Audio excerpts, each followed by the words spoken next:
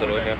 Semmoista on pois. Ehkä meillä nyt tässä vaiheessa ei enää kauheasti neuvoteltavaa tämän osalta. Mutta tehän puhuitte, että te haluatte neuvotella, mutta no tuosta kaveri soitti mulle tohon noin, niin uskon, että hän haluaa tästä neuvotella jotain.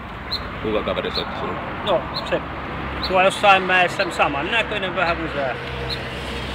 Niin, mutta siis mä puhun nyt näistä lehtijutuista aiemmin. No joo, mä en oo antanut mitään haastattelua. Pentinmäen nimellä on annettu mä joudun oman työni puolesta antaa tietenkin ja toteen tilanteen. Antaa mitä? Toteen minkä tilanteen? Mikä näissä on mennyt? Mitä näissä on mikä mennyt? on tänne? Eikö sun mielestä ole tapahtunut? Eikö sä sano yhtäkään järkevää lausetta? En mä viitti keskustella. Ei kun oikeesti? Siis... Ei, ihan oikeesti. Eli... Rauhoitetaan nyt tää tilanne ja... Rauhoitetaan mellakkakytille. No mä en osallistus niihin talkoisiin. Mut sä oot ne kutsunut. Sä oot toimen kiinteistöisännöitsijä. Kyllä. Eli sä oot vastuussa näistä 2 talosta. No toistaiseksi kyllä. Tämä menee myyntiin, se voi sulle sanoa. Kyllä. Ja toiselle ruvetaan hakemaan asemakaavan. Sulla ei ole mitään tekemistä tämän poliisijutun ilmeisesti. Täysin tiedoton tilanne on se mikä se on. Valitettavasti. Sun vastaukset ei ole mitenkään niinku loogisia. Pitäisikö sulle antaa jotain loogisia vastauksia? No kyllä mä jotenkin koen, että jos mellakkakyttiä kutsutaan ja 13 poliisipartioita, niin jonkinlaisia vastauksiakin voisi antaa. Kyllä, joo. Vastaa sä, minkä takia te olette tuolla ollut vuodenko? Minkä takia sitä on seisotettu tyhjillään joku 4-5 vuotta? Vastaa nyt! Sitä on käytetty sellaisena paikkana, missä paikalliset ihmiset voi kokoontua, järjestää toimintaa. Millä oikeudella te seisotatte sitä tyhjillään joku 6 vuotta? Et sä vastannut, että onko teillä lupa ollut siihen?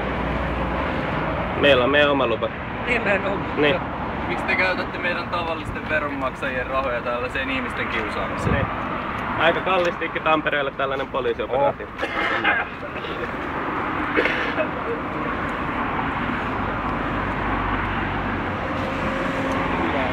Kyllä maksaa.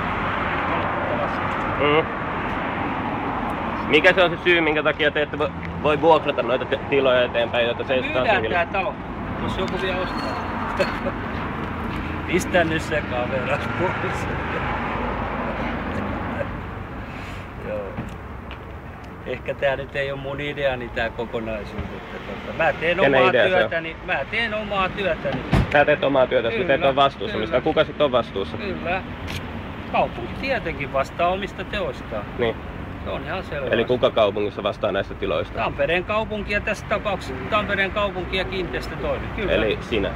En minä vastaa. No sä oot kiinteistötoimi. Mä olen pieni virkamies ja toimin ihan oman työni osalta niin tässäkin tapauksessa. Tietenkin.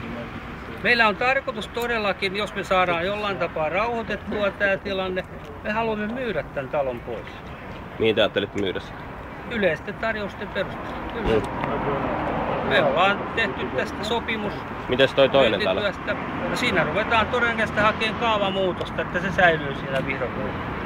Säilyy siinä, että te halusitte aiemmin purkaa sen? Sen takia juuri haluttiin purkaa, koska se oli kaavan mukaisella katualueella.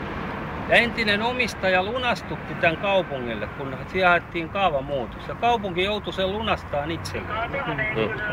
Sitä seisotaan nyt tyhjillään niin kauan, kun tämä kaavamuutos tulee. No näin ehkä joudutaan tekemään. Menee vuosi, 2, 3. Saattaa mennä, joo, kyllä. Ja se mätänee siinä pystyy. No saattaa sekin. Mitäs mieltä te olette siitä, kun siellä oli putket rikki ja joku 0,5 metriä vettä kellarissa? Se putket oli rikki sen takia, kun siellä ei ollut käyttöä. Niin, eli ne pitäisi saada käyttöön. Siellä oli no ei ainakaan tämmöiseen käyttöön tietenkin. No sä et tiedä tästä käytöstä oikein mitään. Etkä tiedä sen talon käytöstä oikein mitään. Niin. Mä tiedän varmaan vähän paremmin historiaa kuin sinä. Tiedät historiaa? Kyllä. Okei, mutta se ei liittyy hirveästi niin tähän asiaan. Se liittyy nimenomaan tähän asiaan siltä osin, haluatko kertoa, että miten se liittyy? Kun siellä asuntotoimia asuttiin ensin maahanmuuttajia. Niin. Ja heille katsottiin paremmat olosuhteet ja sen jälkeen se luovutettiin meille purettavaksi nimenomaan. Niin, mutta pointti tässä nyt oli se, että sille talolle ei ole käyttöä teillä. Ja koska sille talolle ei ole käyttöä, niin se menee rapistuu. Siellä oli esimerkiksi se vesivahinko, jota ei olisi huomattu ilman, että se taisi vallata. Väistäkää, kun perutaan pois siitä.